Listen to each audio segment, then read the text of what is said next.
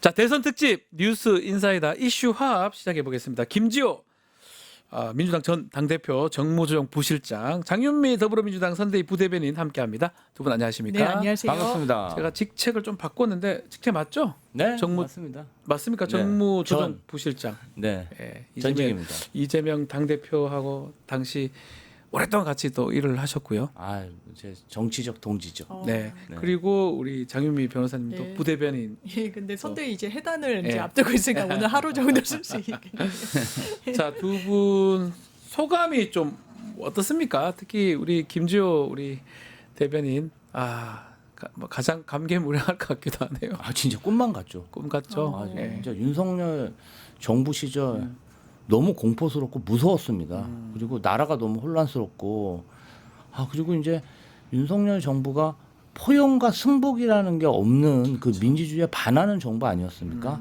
그래서 이렇게 종식돼서 너무 다행이고, 2018년부터 제가 이재명 후보님을 비서관으로 모셨는데 참 진짜 고생도 많이 하시고 가족들도 너무 많이 고생하셨거든요. 근데 본인도 고생한 걸로 저는 알고 있습니다. 뭐 노력하고 예. 성찰. 본인은 김지호 제 대변인 말씀입니다. 저요? 예. 아, 많이 힘든 저는 걸로 제가 알고 좀 더 노력해야 되고 제가 이제 옆에서 보기에는 참 항상 발전하려고 노력하고 본인 발전하려고 정말 노력하는 정치 지도자, 나이가 들어도 초심을 유지하는 오랫동안 정치 지도자, 있으면 이렇게 눈빛만 생각합니다. 봐도 알지 않았습니까? 그때 같이 계실 때?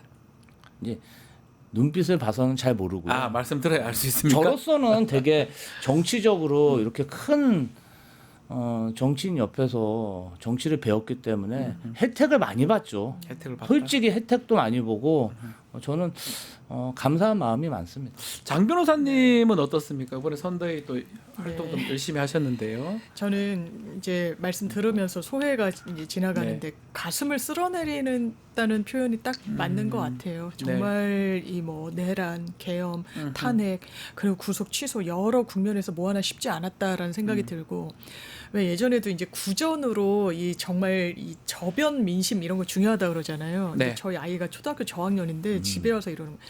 이제는 이재명이래 엄마. 그래 누가 그러니? 그랬더니 친구가 그랬다는 거예요. 그 반 급장 이제 그 회장의 친구가 그랬다고 해서 그 생각도 좀 들었고, 제가 또 김지우 실장님 말씀 들으면서 그러니까 이재명이라는 정치인을 저는 그냥 유권자로서 그리고 네. 이제 민주당 지지자로서 바라봤을 때 끊임없이 아까 이제 발전한다는 표현 말씀 주셨는데 제가 이제 외부에서 봤을 때도 이제 극기를 한다는 인상을 많이 맞아요. 받았어요. 정말 그러니까 본인의 공감이 어떤 됩니다. 과오, 뭐 어떤 그런 부분들 단점이라고 사람들이 지적하는 부분들을 끊임없이 이것을 극복해왔구나, 스스로를 좀 극복하는 이런 발전형 어떤 정치인이구나. 그러니까 이제 대통령 임무도 잘 수행할 거란 기대가 많이 됩니다. 네. 자, 투표율 보니까 80%에 가까워요. 네. 79.3%로 잠정 집계됐는데 이 투표율은 어떻게 해석하는 게 맞습니까? 제가 봤을 때는 네. 민주당 진보 지지층도 결집했는데 다 결집했다는 거죠. 보수 지지층도 엄청 결집했다. 마지막에. 이 대구 투표율과 득표율 보니까 정말 보수도 엄청 결집했다. 제가 봤을 때는 국민의힘이나 김문수 후보가 특출나게 선거 캠페인을 잘했다기보다는 의회 172석을 민주당이 확보하고 있고 의회도 확보하고 있고 행정권 대통령도 집권하는 것에 대해서 보수 지지층들의 굉장히 우려가 많고 또 걱정이 많은 것 같습니다. 견제 심리가 작동한 거다 이렇게 보는 거군요. 그리고 또 이런 측면도 있어요. 이재명 대통령이 어떻게 보면은 윤석열 전 대통령보다 굉장히 작은 권력을 가지고도 압도적인 그러한 유능한 능력을 보여줬잖아요. 그런데 정작 대통령이 되고 의회까지 차지하고 있다고 생각하면은 다시는 보수에게 기회가 오지 않는다. 이게 보수에게 영양제를 좀 놔줘야지 이렇게 놔뒀가는 그냥 보수의 종말이 올 수도 있다. 위기감에 김문수 후보에게 결집해서 득표한 게 아닌가 그런 생각도 결국 듭니다. 출구 조사보다도 네. 조금 차이가 맞아요. 줄어들었어요. 맞습니다. 원래 51대 39인데 49대 41 예. 뭐 이렇게 보이거든요. 그러니까 예. 일종의 좀 착시 효과가 더 크게 보이는 것 같아요. 왜냐하면 되게 중요한 수치가 민주당에서는 50이었고 50. 국민의힘은 40이었는데 40이 김문수 후보가 안 돼? 와 이건 거의 이제 괴멸적 수준의 참패다라는 이제 전망이 나올 수밖에 없었는데 가까스로 40을 넘으니까 휴 이렇게 안도하는 느낌이 있고 이제 민주당에서는 역대 대선에서 박근혜 전 대통령이 51.55% 유일하게 과반을 넘겼는데 이 출구조사에서 뭐 자체 출구조사를 했던 언론사에서도 마찬가지인데 과반을 넘긴 걸로 나오는 거예요. 51.7 7로 나왔죠. 3사 그 지상파 3사에서는. 그런데 이제 50에 못 미치니까 이제 아쉬움이 더 이제 짙게 나오는 부분이 있는 건데 사실 이 대한민국 지도를 보면 이제 남북이 아니라 동서로 동서로 완전 됐어요. 나서 왼쪽은 완전 민주당, 오른쪽은 네. 또 완전 국민의힘. 그러니까 결집을 상당히 했고 맞아요. 이 대구 유권자분들도 대구에서 지난 대선 때 더블 스코어도 아니고 3배로 졌어요. 그래서 어떻게든 30%대를 한번 뚫어보자라고 했지만 아 대구 민심 아직 녹록지는 않구나. 이제 민주당이 선뜻 이제 주진 않구나. 그리고 오히려 더 결집을 했구나. 사전 투표에서는 많이 나오지 않으셨지만 본투표 또 선호 경향도 있고 부정 투표와 관련해서 또 의혹이 많은 또 유권자분들이 계시다 보니까 네. 어떻게 보면 전략적으로 막판에 쏟아지면서 그랬다고 예, 보는 게 그랬던 맞겠죠. 그러니까 이런 얘기를 하면 좀 그 출구 조사가 좀 틀리기가 어렵습니다. 어렵죠. 사실은 예. 저렇게 표가 조금 차이가 약간 있는 게 지난번에 총선 때 기준으로 봤을 때도 출구 조사하고 그 결과가 조금 특히 부울경 지역에 차이가 많이 났었거든요. 결국은 지금 장 변호사님 말씀하신 것처럼 출구 조사가 캐치 못한 아주 막판에 쏟아짐, 결집 그런 것들이 있었지 않나 이렇게 또 조심스럽게 분석할 수 있을 것 같아요. 그런 부분도 있고 네.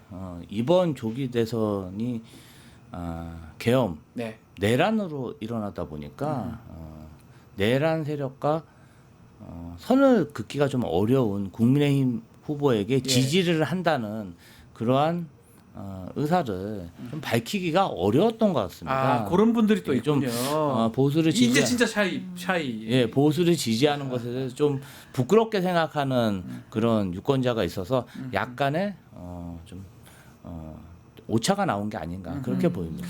자, 그럼에도 이 마지막에 이렇게 대구 경북 지역은 많이 받지는 못했던 생각은 30% 이런 얘기도 했지만 대구가 23이었나요? 그리고 네. 경북 28인가요? 그렇게 나왔던 걸로 지금 제가 알고 그래도 있는데. 이제 경북은 예. 원래 대구하고 경북이 거의 비슷한데 이재명 후보가 경북 안동이 고향이다 보니까 경북은 좀 예, 안동은 30 넘었습니다. 예, 안동만 기준으로 보면 경북에서는 안동시는, 선전한 것 같습니다. 네. 어떻습니까? 이게 뭐 이 동서라고 말씀을 하셨는데 자꾸 이런 생각이 들어요. 국민의힘 입장에서는 특히 그 지역구를 보면 강원도는 민주당 한석 빼고는 싹 다 국민의힘, 경북 전원 국민의힘, 대구 전원 국민의힘, 울산, 경남, 부산 거의 다 국민의힘. 찐윤들의 지역구거든요. 그렇죠. 찐윤이나 찐윤 그 근처에 있는 사람들의 지역구면 이 사람들이 바뀔 가능성은 없다고 봐야 되는 거 아닙니까? 이런 상황인데도 우리 찍어주는데 그러니까 바꾸겠습니까? 이번 대선 전략을 보면 김문수 네. 후보가 어떻게든 집토끼 위주로 방점을 찍고 강조점을 맞아요. 가져가면서 했다란 말이에요. 그리고 지금 현역 의원들 본인의 기득권 그리고 지방선거 이런 부분을 염두에 두면 어쨌든 대선에서 이길 생각은 없는 이기기 위해서는 전략을 완전 다시 짰었어야 돼요. 맞아요. 예, 중도 확장하기 위해서. 근데 이기지 않고 완전히 크게 지지 않는 절묘한 매직 넘버가 이제 40이어서 사실 투표 전까지도 국민의힘 내부에서도 우리가 40을 지켜야 된다는 얘기가 많이 나온다. 그래서 오히려 40이 안 나와야 당이 쇄신하는 데 도움이 될 거다라고 이야기하는 분들도 계실 정도였어요. 네. 근데 40을 반드시 지켜야 되는 거죠. 지금 108석의 의원들이 PK, TK에 다 터잡아 있고 그러면은 체질 개선하라는 요구를 바로 수용하기가 어려워요. 수도권에 있고 뭐 경기권에 있고 뭐 이런 의원들이 많지가 않잖아요.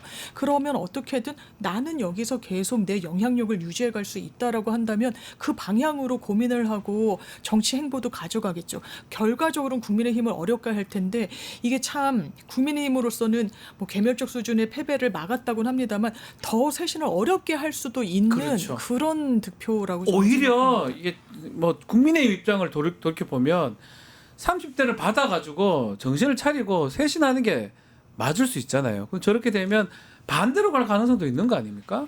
득표를 봤을 때는. 아 지금 뭐 탄핵에 조기 대선 네. 패배, 뭐 작년에는 총선에서도 대패했잖아요. 다 졌죠. 예. 네. 거의 지금 연달아 패배하면서 괴멸적 타격을 입은 것인데 지금도 보수 인사들하고 좀 소통을 해보면 빠르게 좀 정비를 해서 네.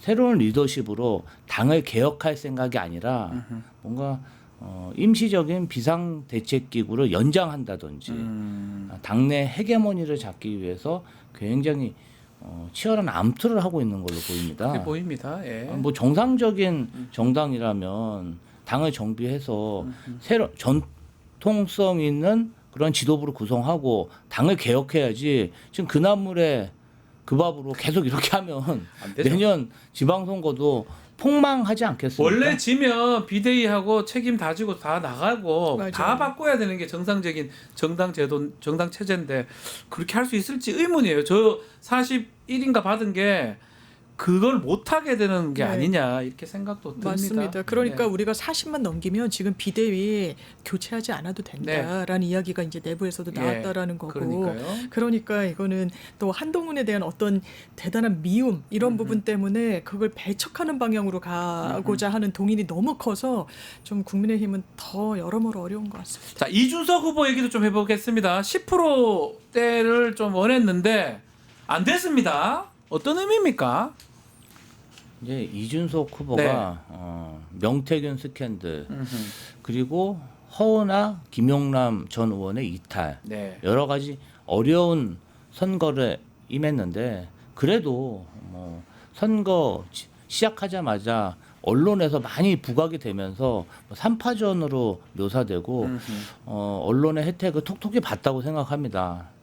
그럼에도 불구하고 마지막 3차 토론회에서 망언에 가까운 그런 방언을 통해서 유권자에게 수치심을 주고 정말 많은 무리를 일으키지 않았습니까? 네. 10%를 못 넘겼다는 것은 이준석식 정치의 한계를 그대로 보여줬다고 생각하고요. 그리고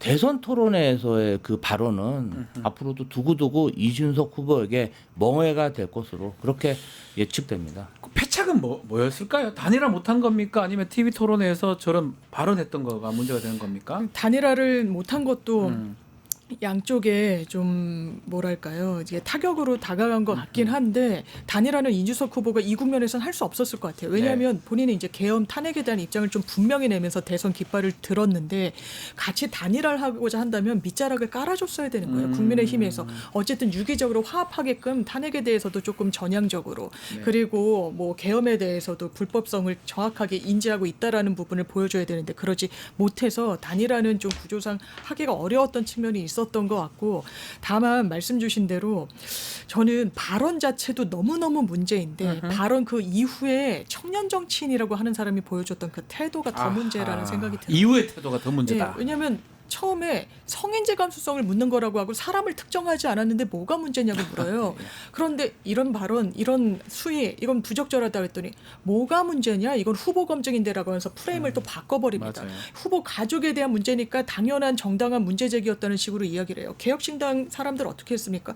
지금이 50년대냐 60년대냐 그런 말을 왜 못하냐라고 방송 나와서 떠들었어요. 네. 그리고 나서 나중에는 궁지에 몰리니까 유신 독재 프레임을 갑자기 들고 와서는 보면은 나를 제명하는 건 민주당이고 나는 거기에 저항하는 민주투사다라는 이야기를 합니다. 아니요, 제명안을 이 주도한 거는 진보당 의원이에요. 대표 발의를 진보당에서 했고 4명의 민주당 의원이 이름을 올렸을 뿐이에요. 나머지 다 조국혁신당 다른 네. 정당 의원들인데 그러니까 프레임 전환에 되게 능하다. 그러니까 처음에는 1~2% 정도가 대선 초반에 나왔어요. 결과적으로 8%로 마감하는 게 선전했다라고도 할 수 있지만 이건 확장성을 본인이 완전 닫아버리고 8%에 머물렀다는 부분이 정확한 판단일 것이어서 앞으로의 정치 가도도 그렇게 밝지는 않다고 생각합니다. 자, 지금 이준석 7%, 8% 받았죠. 저는 궁금한 게 돈 어짭니까? 제가 남의 돈 걱정할 건 아닌데 선거 비용 부분이잖아요. 아마 목적은 2자리였거든요. 네. 그 이유는 10% 절반이라도 좀 보존을 받고자 했던 것 같아요. 개혁신당 주장으로는 예.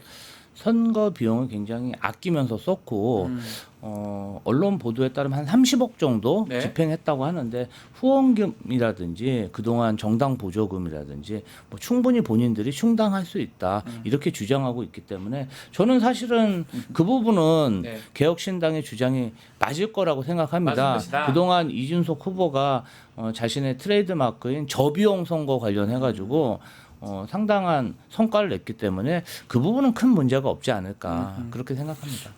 좋게 얘기를 하시긴 하는데 사실은 선거 비용이라는 게 이게 정당의 존폐하고도 좀 연관성이 있는 거 아닙니까? 저걸 확보한 거하고 확보하지 못한 거하고는 맞습니다. 그 맥락에서 네. 그래서 단일화 이야기도 계속 아마 했던 것 같아요. 나왔었던 거고 이게 단일화를 한다고 해서 선거 비용 보전을 해주면 안 돼요. 이제 드랍한 후보한테는 단돈 1원도 가지 않습니다. 네. 그런데 아마 이 부분과 관련해서 그 포맷을 생각했던 것 같아요. 지난 대선 때 안철수 맞아요. 유승민. 마지막 날 그렇게 예. 했어요. 둘이가. 근데 그게 단일화만 부각이 돼서 그렇지만 사실은 합당이었어요. 맞아요. 근데 당대당으로 통합을 하게 되면 선거 비용 보전을 해줄 수 있는 거예요. 가능한 거죠. 예, 그렇죠. 뭐 회사 M&A를 한다 했을 때 채무 인수를 하는 맞아요. 격으로. 그러니까 지금 이제 일각에선 30억 얘기 나오고 아니면 뭐 5, 60억 얘기도 뭐 나오긴 합니다만 지금 30억을 집행할 때 이게 후원금이나 무슨 뭐 이런 걸로 다 충당이 안 되면 어쨌든 대출을 받아서 정당들이 이제 선거 캠페인 비용을 집행을 하는데 그걸 갚아나갈지 못하는 국면이 올 수도 있다. 그러면 어쨌든 그 정치 상황상 이 합당에 대한 동의는 상당히 클 수밖에 없어 보인다. 근데 다만 이 합당을 한다면 당대표, 뭐 총리 얘기까지 나왔으니까 당대표 이거는 또 EJ로 더 좋은 거예요. 왜냐하면 한동훈을 이준석으로 맡겠다라는 그런 부분을 천하람 대표가 또 선거 국면에서 이야기를 직접 들었다라고 인터뷰까지 했었습니다. 그런데 이제 김문수 후보가 좀 변수인 것 같아요. 김문수 후보가 본인이 승복할 때 정계 은퇴 선언하지 않았습니다. 그렇습니다. 당대표에 도전할 점이 지금부터 이제 시사되고 있는 상황이어서 이준석이라는 이 정치인이 국힘에 오는 것을 바라지 않을 그러니까 만약에 된다면 이준석 후보는 개혁신당하고 국민의힘이 합당하는 그런 방법이겠네요. 제가 봤을 때는 가능성이 한두 달 전서부터 이번 대선 이후에는 개혁신당 구성원들이 지방선거에 올인하겠다 이런 이야기들이 굉장히 많았어요. 네네네.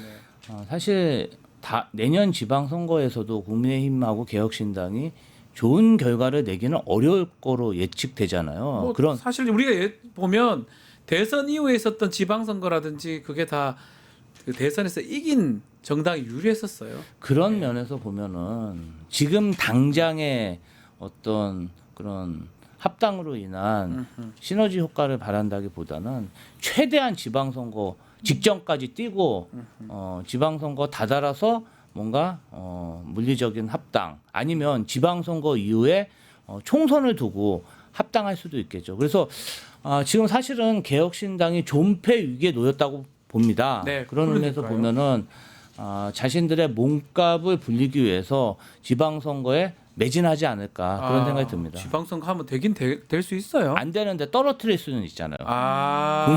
국민의힘을 떨어뜨릴 이번에 수 있기 참 때문에. 절묘한 수치를 받았기 때문에 맞아요. 국민의힘 입장으로서는 개혁신당과 합치지 않으면 지방선거에서도 참패를 면하기가 어렵기 때문에 이 구도를 정리하기 위해서 개혁신당의 몸값이 상당히 올라가지 않았나 아하. 이렇게 생각됩니다. 이준석 정치인의 앞으로의 어떤 행보, 어떤 모습 어떻게 우리가 볼 수 있을까요 앞으로? 일단 젓가락 바로는 평생 쫓아다니다. 저는 그렇게 그리고 보는데요. 거기에 대해서 수습하는 그 태도에 대해서 네.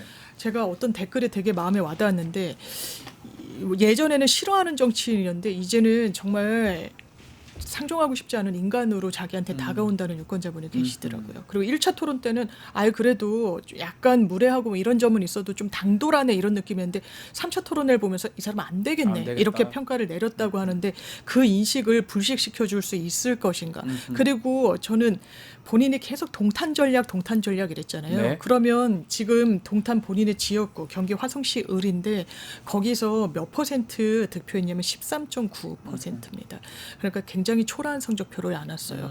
자기 그러면 지역의 시의원 정도는 당선시킬 수 있을 것인가.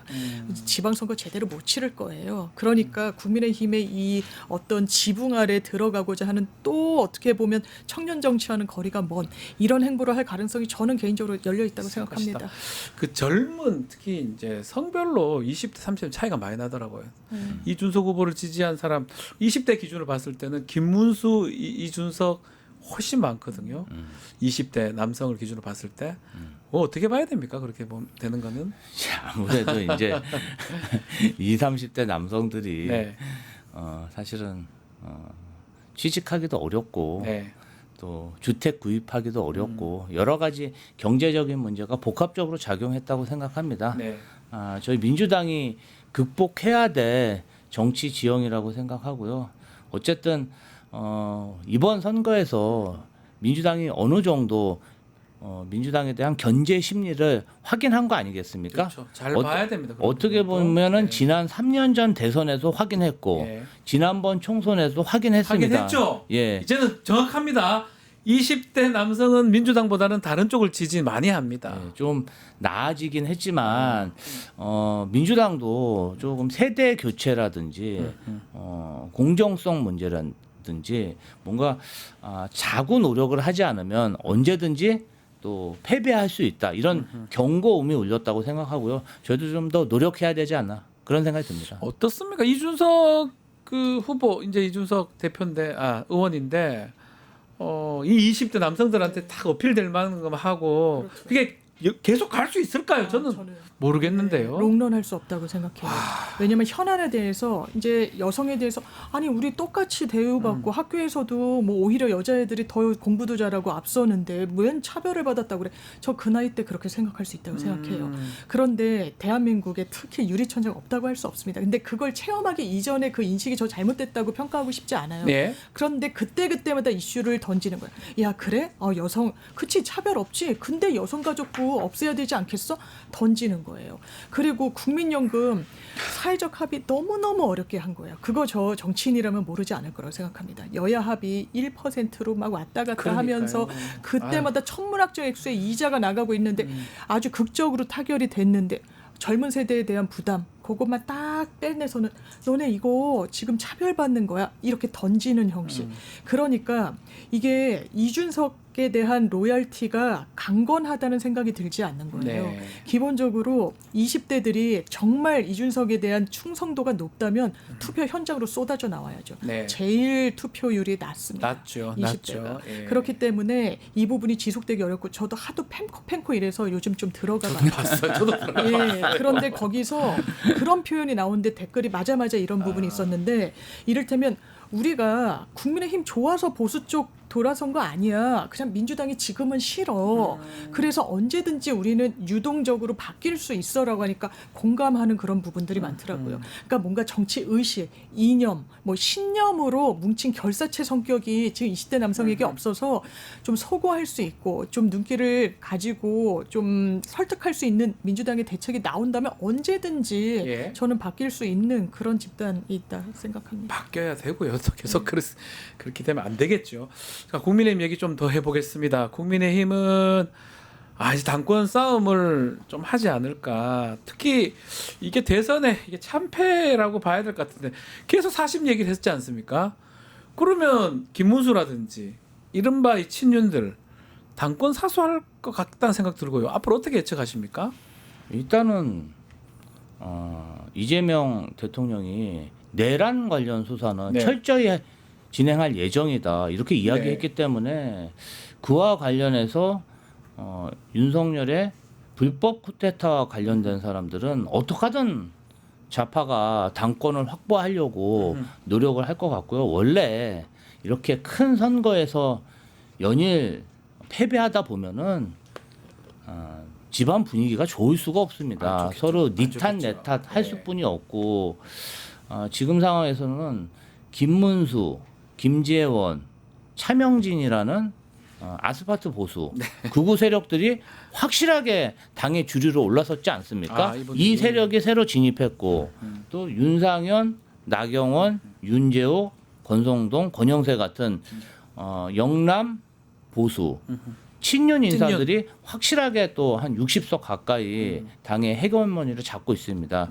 여기에 한 20석 가까운 친한계 의원들 3파전을 하고 있기 때문에 아마도 이 세 세력들이 향후 당권을 확보해서 뭔가 본인들의 어떤 그러한 수사라든지 위치를 확보하기 위해서 치열하게 경쟁하고 반목할 가능성이 높습니다. 그러니까 지금 거의 새 세력 같기는 합니다. 아스팔트 계열들 이렇게 표현하셨으니까 찐윤들, 친한들 이렇게 새 세력. 그러니까 특히 친한 한동훈 이번 선거 과정에서 이게 본인 선거하는 거 아니냐 이런 비판도 좀 있었던 예. 것 같은데요. 한동훈의 이 원래 또 대표도 했으니까 한동훈 전 대표가 본격적으로 나올 수 있을까요? 그런데 이 김문수 후보를 돕는 과정 중에서도요 거의 증오의 언어를 그쵸. 자당을 향해서 쏟아냈어요. 제가 상당히 좀 놀란 건 맞아요. 야 친윤 떨거지들의 호구 되려고 내가 나온 줄 알아. 이게 진짜 워딩이에요. 맞아요. 나 국민 호구 되려고 나왔어. 뭐 이렇게 약간 뭐 이야기를 하긴 했습니다만 그리고 뭐 윤석열, 김건희 뭐 이러면서 정말 친윤의 어떻게 영린을 좀 건드렸습니다. 같이 갈 수 있을까요? 한 울타리에 완전히 물과기름처럼 섞이지가 않는데요. 가기가 어렵다 이제는. 예, 그러면 이게 뭐 분당할 근데 분당도 누가 그러는데 에너지가 있어야 하는 거다. 힘이 그러니까요. 있어야 하는 예. 거다. 근데 그 정도의 힘도 없다. 지금 국민의 힘은. 그러니까 뭐 좋은 게 좋은 거라고 대선 때는 뭐 이제 어깨뽕도 막 드러나게 막 이렇게 유세 현장에서도 막 드러냈던 게 좀 저도 이제 좀 인상적이었는데 진짜 할 땐 내가 해보자라고 하지만 지금은 오합지졸, 이합집산 지금 흩어질 일만 나는데 흩어질 힘도 없어서 같은 울타리에 있고 어떻게든 전당대회 일정을 잡아서 하려고 할 텐데 지금 보세요. 김문수 나올 수 있죠. 나경원. 뭐 권성동 원내대표도 나온다는 얘기가 있고 안철수, 한동훈 이거 정말 국민 눈높이에 맞습니까? 이게 쇄신이라고 할 수 있나요? 저 아닐 거라고 생각합니다. 그래서 예. 보수 유권자들이 40% 넘는 표를 준 것 같아요. 이게 하도 당이 지지부진하고 가만 놔두면 정말 공중 분해될 위기다 보니까 마음에 들지 않지만 그래도 조금 영양제를 이번 선거에서 놔준 게 아닌가 그런 생각이 듭니다. 친한계가 뭐 세력은 약하지 않습니까? 네, 굳이. 섭섭하죠. 예. 근데 지난번에 60% 받아서 전당대회에서 한동훈 전 대표가 됐었는데 이번에 다시 전당대회를 한다면 친한계가 뭐 힘을 발휘하기는 저는 어렵다고 거라고 보시는군요. 봅니다. 왜냐하면 뭐 이제 이른바 친한계에서는 그렇게 이야기하는 거예요. 그때도 윤석열 대통령이랑 각을 세웠는데 당원이랑 일반 유권자분들의 우리가 표심을 잡았다. 압도적으로 승리할 수 있었는데 그때랑 기저가 크게 달라지지 않았다라고 이야기를 합니다만 많이 달라졌죠. 그때는 최소한 적은 아니었어요. 그러니까요. 건전한 뭐 긴장 관계 정도를 외부에서 왜냐면 윤석열이 막 불안하니까 당원들이 보더라도 그걸 좀 바로 잡아줄 수 있는 정치인 정도의 스탠스였어요. 지금은 완전히 절연을 했죠. 한동훈 네. 후보는 최소한 한동훈 전 대표는. 그렇다면 그 부분이 정말 강건한 아스팔트 우파 정강훈 세력 국민의힘의 정치 포션 없다고 할 수 없습니다. 거기서 정말 감중에 고른 대선을 치르면서도 더 깊어졌는데 이걸 융화하고 통합하면서 당대표로 과연 옹립할 수 있을까? 저 어려울 거라고 생각합니다. 홍준표 전 시장 얘기도 좀 해보죠. SNS 또 글을 또 썼더라고요. 어떤 의미라고 보십니까? 글들이 지금 별의별 아니 뭐 정계 은퇴하신 하신 거 분이 맞아요? 그렇게 본인이 몸담고 있었던 정당에 저런 악담을 계속 지속적으로 퍼붓는 게 솔직히 이해가 안 되고요. 지금 국민의힘이 저렇게 망가진 데에는 홍준표 시장의 사리사욕형 출마도 큰 영향을 줬다. 그냥 당의 어떤 미래 그다음에 당의 후배들의 성장보다는 네. 본인이 정말 그 탈당을 해서라도 한 자리 해먹고 싶은 그런 마음 때문에 이렇게 무너진 것인데 본인 잘못은 모르고 남 탓만 하고 있다. 사실은 다 이유가 있으니까 국민의 선택을 못 받는 거 아닙니까? 그런 면에서 보면은 참 씁쓸한 한 장면이라고 생각하고요. 네. 제가 봤을 때는 친윤들은 지금 당 대표로 추대할 사람이 없기 때문에 김문수 후보에게 급속도로 다가가지 않을까. 그럴 수 있나요? 네. 친한 게 한동훈하고는 거의 뭐 한 지붕 아래 못 살겠다 이런 분위기가 팽배하기 때문에 김문수 후보를 어떻게 하든 당 대표로 옹립하려고 노력할 것 같고 또 한동훈 대표는 본인도 사실은 지금 윤석열 전 대통령하고 뭐 원수처럼 싸우고 있고 비난하지만 원래 한 몸 아닙니까? 예, 그리고 각종 고발 사주라든지 검찰권 남용에 책임이 있기 때문에 본인 사법 리스크 때문이라도 당 대표가 절실한 상황입니다. 둘 다. 예. 그래서 향후 국민의힘이 굉장히 어지러운 어지러질 그런 것이다. 당내 상황을 보여주지 않을까 그렇게 보입니다. 그 두 사람은 뭐 상수라면 홍준표 전 시장을 뛰어들까요? 저는 역할을 본인이 할 것이다. 할 거라고 생각하고 예. 오늘도 그 SNS에 올린 글 중에 제가 제일 마음에 와닿던 게 이제 불태워 버려야 된다 이런 표현이었어요. 그러니까 불살라야 된다라는 거잖아요. 완전히. 병두숲을 불태워야 예, 불태워야 된다. 그런데 이제 국민의힘에 그런 기류는 있는 것 같은데요. 것 같아요. 오히려 내란 특검 세게 해줬으면 우리의 그 구태 정치인들 그리고 우리가 지금 힘이 없어서 속아내지 못하는 이런 세력들 지금 수사로 어쨌든 지켜보면서 속아질 수 있겠다라는 일말에 어떻게 보면 그러니까 민주당의 권력을 통해서 자당을 좀 정비하고자 하는 그런 좀 이야기들도 있는 것 같고 그냥 위헌정당 해산도 마찬가지입니다. 과거에 진보당이었었나요? 거기서 이 위헌정당 심판 결론이 나오기 전에 다 탈당 러시가 있었다는 거예요. 맞아요. 이미. 예. 그러니까 뭔가 그런 국면이 펼쳐지면 나갈 사람 또 나가지 않겠느냐. 그러니까 어떻게 보면 대단히 수동적인 형태 이게 정치결사체의 어떤 그 강력한 의지와는 되게 반대되는 이런 것 같은데 이게 지금 저는 국민의힘의 현실인 것 같습니다. 알겠습니다. 마지막으로 그 국민의힘이 윤석열하고 관계를 정립할 수 있느냐 없느냐 이것도 우리가 좀 지켜봐야 될 포인트 같아요. 할까요, 안 할까요? 정리를 해야 예. 그 당의 미래가 있는데 지금 상황으로 봐서는 그 정리가 쉽지만은 않다. 그러니까 그 김문수를 만약에 우리 부대변인 말씀대로 친윤에서 김문수를 뭐 추대해서 같이 한다면 김문수가 갑자기 선거 때도 얘기를 안 했는데 윤석열하고 딱 단절할 수 있는 그런 모습 보여줄 수 있을까요? 일단은 뭐 극우 지지층으로부터 후원금도 받아야 되고 그리고 참. 본인들의 어떤 위법 행위에 대한 수사시 이렇게 나와서 시위도 해야 되고 실력 행사도 해야 된다고 생각하기 때문에 단절을 못할 것이고 그런 면에서 보면은 국민의힘의 그런 상황이 굉장히 어지럽다. 사실 이번에 아예 그냥 30% 그러니까요. 제 말씀 그 말이에요. 지지율을 받았으면은 뭔가 황골탈퇴의 기회라도 있을 텐데 뭐 지금 40% 넘게 받다 보니까 본인들이 잘해서 지지를 받았다고 착각할 수가 있어요. 그래서 상당 부분 이 어지러운 국민의힘 당내 사정이 지속되지 않을까 이렇게 예상해 봅니다. 이게 40 초반 뭐 사실 39나 40 1, 2 차이밖에 안 나지만 상징성이 있는 거잖아요. 뭐 그래서 결국은 이렇게 가자. 윤석열 관계 그냥 이대로 가자. 이럴 가능성도 있을 것 같아요. 히스토리가 있잖아요. 이번 대선을 어떻게 치렀습니까? 김문수 후보가요. 윤석열 전 대통령 탈당한 거에 대해서 물으니까 그 뜻을 받들어 가지고 선거 치르겠다고 했어요. 윤석열 대통령의 뜻으로 치러졌음에도 불구하고 계엄에 대해서도 찬성하고 탄핵에 대해서는 반대하는 걸 당론으로 채택해도 40% 지지율을 확인한 거예요. 그러니까요. 이거 버릴 수 있겠습니까? 본인 지역구가 TK, PK인데요. 거기서만 이 표 단속 잘하면 지방선거도 본인은 이기는 거고 그쵸. 본인 지역에서 자기들이 이길 수 있으니까. 당에서의 기득권도 왜냐하면 당원들의 절대 다수가 또 PK, TK 분들이신데 이것을 포기하지 않고 잘 다독이면은 본인의 기득권은 유지되는 거예요. 확인했고 40%의 지지율로. 그럼 이걸 그냥 버릴까요?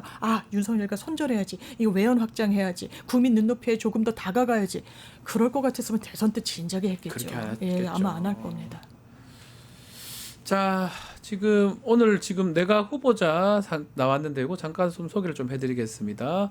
국무총리로는 김민석 의원, 국방부 장관의 안규백 의원, 조현, 또 유흥준 문체부 장관, 또 그리고 강훈식 참모진으로는 비서실장 강훈식, 또 이성락, 오강수, 강유정, 김현지, 김남준. 와, 근데 일단은 뭐 아는 사람도 많고 김주호 부대변인 어떻습니까? 저게 가능성 크다고 보십니까? 저는 매우 가능성이 높은. 현직 의원들이 비서진으로 가는 거 그건 어떻게 보십니까? 일단은 처음 있는 일이라 아무래도 강훈식 비서실장 내정자 같은 경우는 네. 이제 과거에 경기도에서 비서관으로도 근무를 하셨고 경기도에서 충청이 아니고요? 예, 경기도에서? 도청에서 비서관으로 도지사 비서관으로 근무한 경험이 있고 그래요? 지난 대선 이번 그 대선에서 예. 굉장히 이재명 후보와 또 당 국회의원들 그리고 측근 그룹과 굉장히 의견 조율, 소통을 잘한 것으로 정평이 나 있는 부분입니다. 네. 정무적으로 뛰어나고 그래서 어떻게 보면은 본인의 정치적 자기 정치보다는 이재명 정부의 성공을 위해서 본인이 정말 매진하겠다. 그리고 대한민국 발전 시스템 강화를 위해서 뭔가 본인을 좀 희생하는 그런 측면도 있죠. 현직 국회의원 자리에 내놔야 되니까. 그래서 참 의외인데 그런 면에서 보면은 뭐 선당후사 이재명 정부에 뼈를 묻겠다 그런 각오가 좀 보이고요.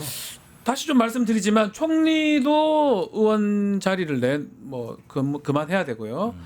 비서실장을 비롯해서 참모진도 국회의원이면 좀 맞지 않잖아요. 그래서 예. 언론에서는 그렇게 진단하는 것 같더라고요. 오늘 이제 그 조간을 보면 총리도 현직 의원, 비서실장도 현직 의원으로 이제 거의 유력하다고 나오니까 아마 국정 운영에 강공 드라이브를 좀 걸려고 하는 것 같다. 그러니까 빨리 손발이 맞고 본인의 그러니까요. 신뢰관계가 확인이 되고 일을 함께 해본 사람.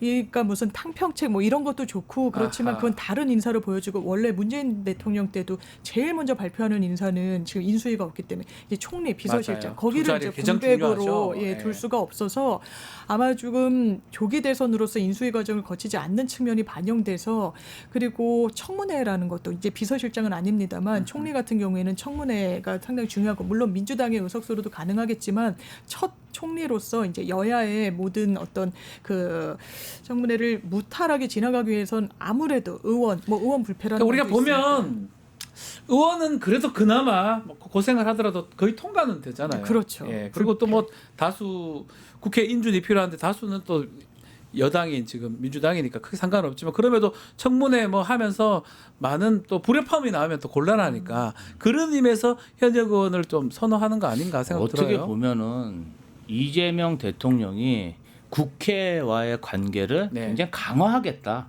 그런 보이죠? 의지가 보이는 보이죠? 거죠. 사실은 뭐 국무총리 같은 경우는 예. 김민석 의원이 충분히 지명될 수 있고 그렇죠. 또 제 역할을 할 수 있고 또 그동안의 성과를 보여주지 않았습니까?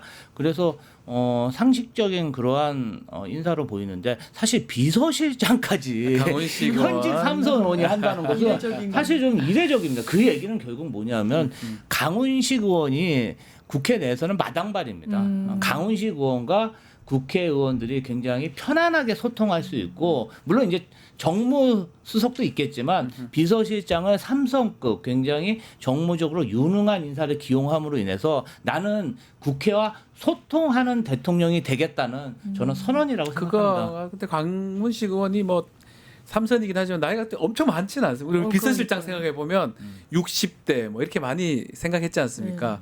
근데 지금 뭐 문재인 때 임종석 비서실장은 좀 젊었지만 강훈식 의원이 90년대 학번. 저랑 한 살인가 두 살 차이. 근데 제가 이제 지난 대선에서 강훈식 의원님이 그때 굉장히 중요한 직책을 네, 갖고 맞습니다. 계셨어요. 그때 뭐였죠? 제가 그때 뭐 종합 매우 상황실장인가 되게 중요한 자리 예, 맡았어요. 굉장히 중요한 자리 정책본부장인가 뭐 맡으셨는데, 맡았었어요. 예. 그때 제 경험으로 보면은 굉장히 유들유들하고 정무적으로 이 뭐라 그럴까 소통이 되고 뭐라 그러죠? 좀 정무적으로 굉장히 우수했던 그런 기억이 납니다. 그런 면에서 보면은 이재명 대통령이 정말 윤석열 대통령과는 좀 다른 대통령이 정반대의 느낌으로. 되겠다 이런 선언을 하신 거라고 강유정 봅니다. 의원도 현직이잖아요. 근데 네. 비례대표니까 뭐 사실은 만약에 어떻게 될지 모르겠지만 대변이 된다면 의원직은 이제 승계해서 딴 예, 이제 그렇죠. 하면 되는 건데. 더는 유지는 못하는. 근데 잘 모르겠어요. 이게 내가 현역 의원인데 대통령실에 대변인 가는 게 좋다는 표현이 좀 그렇지만 이거 어떻게 또 보십니까? 그러니까 이제 예. 뭐 대변인이 생각보다 급수가 높지 않다 뭐 이렇게 그러니까요. 이야기를 하기도 하고 예. 이러는데 이제 선택인 것 같아요. 본인 지금 선택이다. 내란이 끝난 이후에 이 국민 주권 정부라고 지칭하기로 했다고 네. 하나 이러는데 국민주권 정부. 그 정부에 정말 입이 된다는 거, 소통 창구가 된다는 건 대단한 또 영광이기 그렇죠. 때문에 아마 이제 본인의 선택이 있지 않을까 싶습니다. 그런 의미에서 자 속보를 하나 또 들어왔는데 이창수 지검장, 조상원 중앙지검 4차장 검사 사표가 지금 수리가 됐습니다. 실제로는 보류에 나섰거든요. 원래는 선거 전날까지만 하겠다라고 했는데 보류했는데 이제 수리를 해버렸습니다. 딱 이틀 하루 차이네요 결국은. 절묘하게 하는 거죠. 예. 빨리 처리해버린 거죠. 예. 언론에서도 어제까지만 해도 이거 새 정부에서 새 대통령이 인사권자 관련해가지고 이 부분은 사표 수리 여부가 그때 결정된다라고 하는데 싹 해버린 거 네, 아닙니까? 맞아요. 이거는 징계받을 수도 있고 내부에서 감찰이 진행될 수도 있는 건데 검찰을 떠나면 못하는 거란 말이에요. 검찰의 또 하나의 또 민낯을 보여주는 하나의 단면이라고 저는 생각합니다. 네.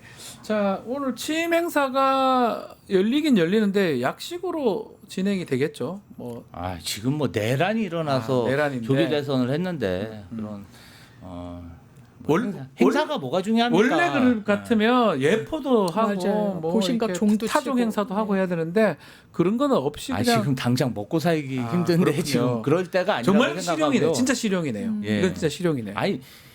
실적을 내는 게 중요하죠. 국민들이 먹고 살기 좋고 네. 예측 가능성 있는 국가, 정말 관세 전쟁, 아하. 안보, 경제 이런 게 더 중요한 거지. 행사가 뭐가 중요하겠습니까? 그 행사는 뭐 사실은 뭐 해도 되고 안 해도 되고. 그러니까 지난번에 기억해 보면 윤석열 당시 몇만 명이 와서 뭐 하고 그거 했지 않습니까? 대단히 크게 근데 그게 했었죠. 뭐 나중에 보니까 거기 가가지고 뭐 사진 찍고 뭐 하여튼 나쁜 사람들이 그 그러니까요. 많았었어요 그 자리에. 구설에만 오르고. 예, 문제가 된 사람도 꽤 많았었지 않나 싶기도 합니다. 문제는 지금 이 내각을 당분간 좀 꾸려가야 되거든요. 네. 뭐 이주호 지금 교육부 장관도 있고요.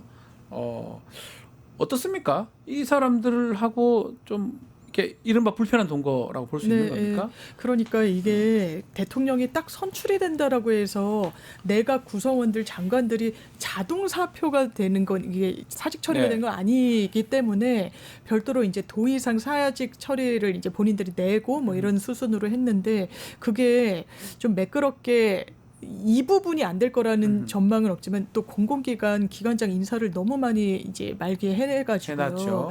그래서 새 정부에 사실상 이제 부담이 되는 국면이 오게 된 부분이 좀 안타깝게 생각하고 사실 인수위가 없는 정부는 헌정사 이제 두 번째인데 문재인 전 대통령 때도 문재인 정부 때도 빨리 이제 총리 뭐 비서실장 인사는 했지만 나머지 장관 또 이제 청와대 이 요직 이런 인사는 거의 한 달 이상이 오래 소요되기도 걸립니다. 했었어서 청문회도 필요하고요. 예, 그 부분은 좀 어쩔 수 없는 좀 상황인 것 같습니다.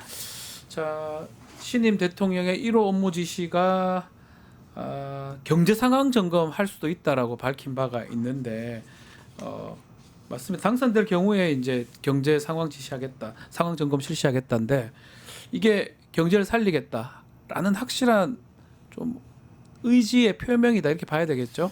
이재명 대통령이 선거 기간 중에 첫 기자 간담회에서 네. 비상경제 대응 TF를 나는 구성하겠다. 이제 이 얘기는 뭐냐면요.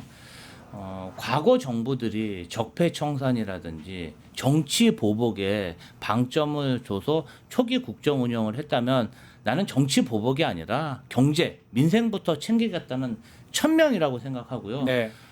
그런 면에서 보면은 물론 내란 극복도 중요하죠. 그것은 그거대로 추진을 하고 시스템대로 추진하고 본인은 민생 경제에 올인하겠다. 어려운 서민들의 삶부터 내가 챙기겠다. 이런 굳은 결심의 표현이라고 생각하기 때문에 그 민생부터 챙기지 않을까 그렇게 예측해 봅니다. 그 민생도 민생이지만 차관들은 어떻게 하는 겁니까?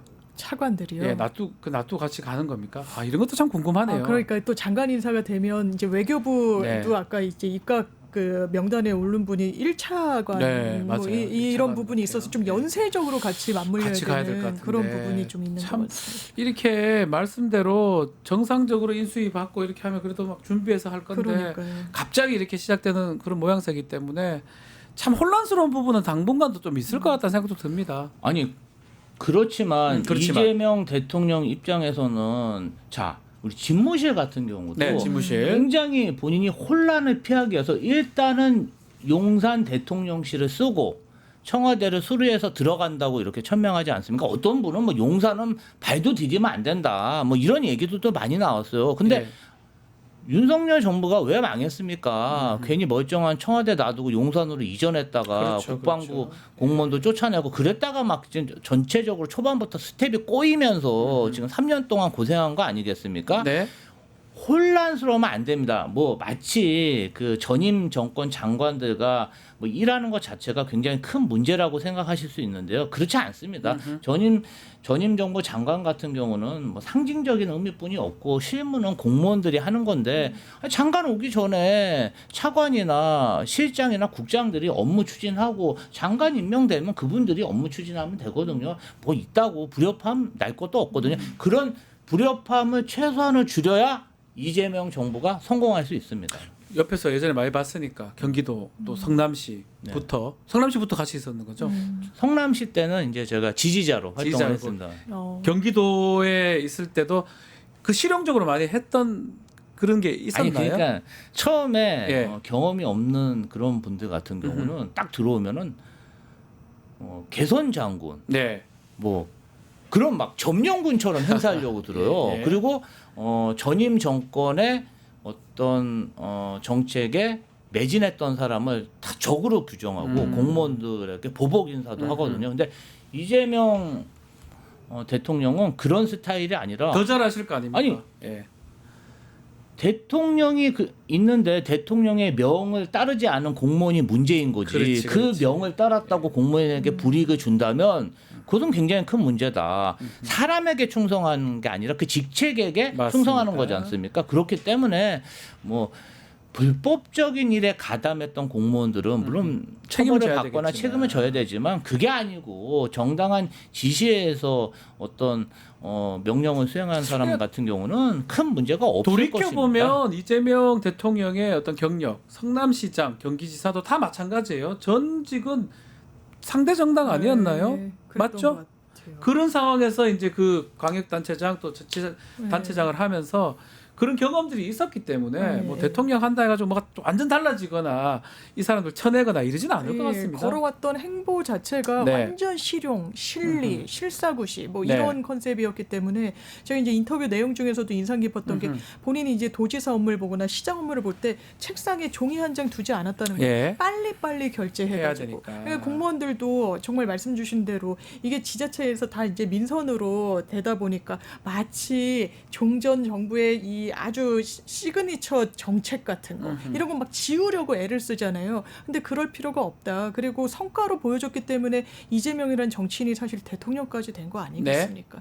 그런 부분이 정말 진가를 저는 대통령으로서는 더 발휘할 거다 이렇게 생각합니다. 자, 지금 현재 여기가 어디냐면 이재명 대통령 자택 앞입니다. 현 시각 저희 뉴스토마토에서 촬영을 좀 하고 있습니다. 왜냐하면 출근할 거 아니에요.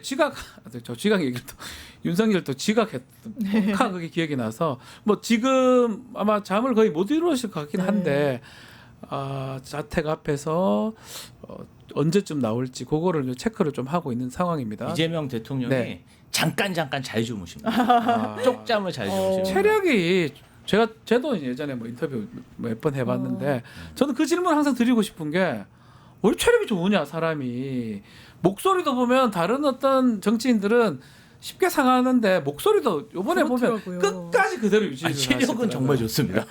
강력. 그래서 제가 예. 문의를 질문 드려보니까 하는 말이 그렇게 답변하시더라고요. 부모님한테 받은 유산 중에 가장 좋은 유산 DNA가 이거다. 체력. 강력한 체력. 그리고 피부가 되게 좋으세요. 네. 특히 악수를 하면은 어. 그 손의 느낌이 굉장히 좋습니다. 아유 그런 얘기까지 또 그런 얘기까지 하시니까. 피부가 되게 좋으세요. 그렇구나. 자, 그래서 아마 오늘 잠을 뭐 자지를 못했을 것 같아요. 선거운동하면서 잠을 자기가 쉽지가 않아요. 아우, 정말 강행군이었잖아요. 쪽잠 이렇게 자는 상황이라서 오늘 이제 저기가 계양에 있는 인천 계양에 있는 자택이죠. 네, 맞습니다. 그럼 지각 아닌가요? 9시까지 가야 되는. 아 지각 뭐 네, 오늘 이제 이 업무 개시해야 하니까요. 예. 아마 중요한 거는 오늘 취임식하고 뭐 이런 중요한 일정들 현충원 참배하고 일정들을 이제 수행을 해야 되고 아마 제 생각에는 곧 출근을 하시지 않을까. 그런가요? 경호팀도 작동을 해야 될 것 같아요. 바로. 그럼요. 너무 고생 많으셨고 음. 특히 저는 좀 가족분들이 안타까워요. 제가 옆에서 보기에는 전혀 어떤 국정이나 도정에 관여한 바도 없고 가족이라는 이유만으로 검증당하고 사생활에 사찰당하고 오히려 불이익만 당하셨는데 좀 마음이 짠하죠. 그러니까 너무 저도 고생이 많으셔서. 아들부터 뭐 김영에서 다 참 힘든 것 같아. 정치인의 가족으로 산다는 게.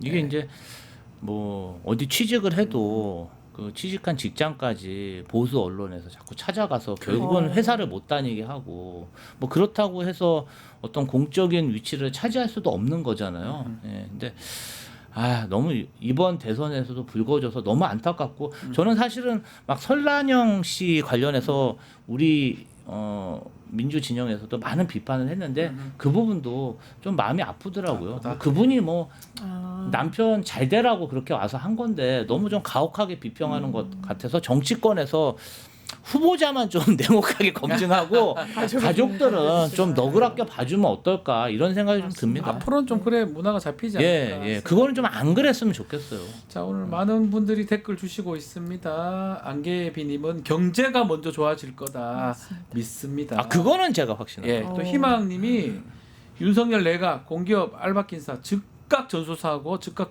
좀 교체하라 이런 하여튼 말씀들이 이제 많으세요. 그리고 경제부터 개혁부터 뭐 이렇게 하는데 KH킴님은 둘 다 하면 되지. 개혁도 하면서 경제도 해달라라고 또 조심스럽게 말씀을 주고 계십니다.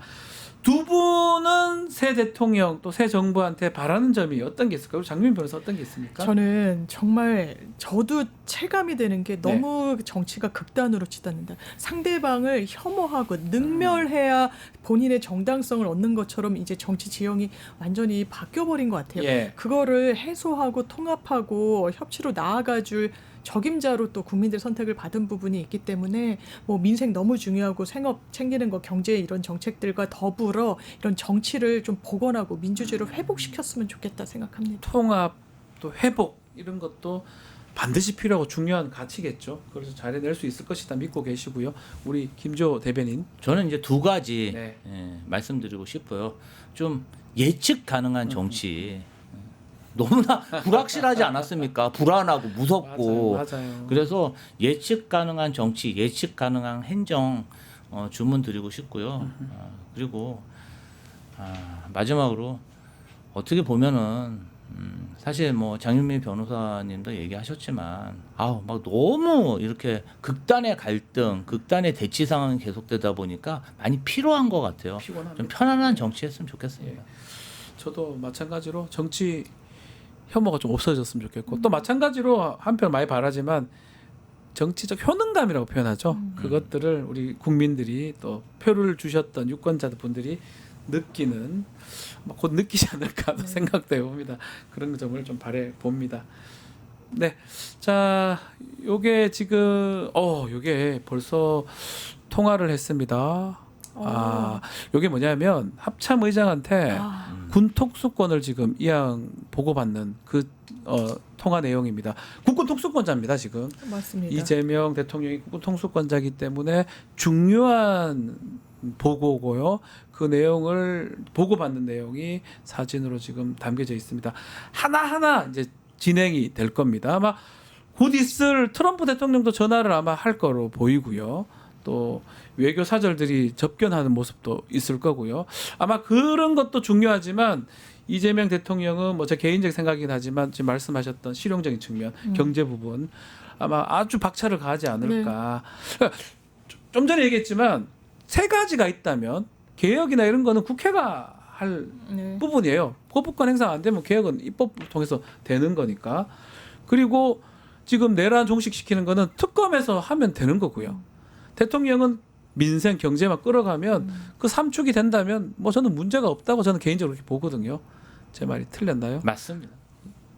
좀 졸린 눈으로 저를 쳐다보면서 어제 너무 강행군을 하셔가지고. 아니. 밤샜어요. 다 밤샜어요. 뭐 장유미 변호사님도 끝까지 하시는 아니 거 제가 솔직히 좀 봤었는데. 기쁘죠. 기쁘죠. 예, 너무 기쁩니다. 3년 전에 기억나십니까? 아유, 진짜 저는 너무 기억이 힘들었습니다. 나요. 진짜. 울었어요, 안 울었어요?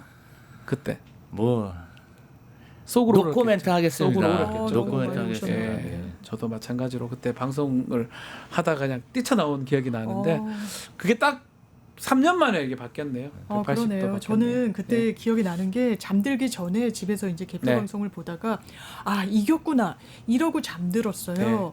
그런데 눈을 떠봤더니 이제 윤석열 정부가 들어선다는 거예요. 그래서 제가 그때 되게 충격을 받았던 그 맞아요, 마음이 기억이 나고 그때 코로나가 엄청 심했는데 맞아요. 바로 코로나여서 왔군요. 아 이게 내 신체까지 이제 좀 악영향을 미치는구나 이런 생각을 했던 기억이 좀 마찬가지예요. 납니다. 저는 뭐 12시인가 그때부터 이제 딱 바뀌었는데 방송을 그때 개표 방송 같은 걸 하고 있었는데 한 2시 정도 지나면서 더 이상 못 하겠어. 나왔던 기억이 나고 밤을 새웠던 기억이 나는데 이번 대선 개표는 또 다른 의미에서 밤을 좀 새웠네요. 예, 기쁘게. 알겠습니다. 또 아침에 또 저희 특별 생방송 하다 보니까 좀 일찍 와야 돼서 잠을 좀 못 이뤘던 것 같습니다. 자, 오늘 이슈합 여기서 마무리하겠습니다. 김지호, 장윤미 두 분 감사합니다. 고맙습니다. 유튜브 구독하고 실시간 채팅과 댓글을 남기시면 매일매일 7천 TTCO를 드립니다. 참여 방법은 통통물 어플을 다운로드하고 회원가입과 로그인을 해주세요. 마이페이지에서 나의 회원 고유 번호를 복사해주세요. 유튜브 구독 후 실시간 채팅이나 댓글창에 고유 번호를 한 번만 입력하면 준비 끝! 지금 유튜브 채팅과 댓글 쓰기 참여하고 실천 TTCO 받아가세요.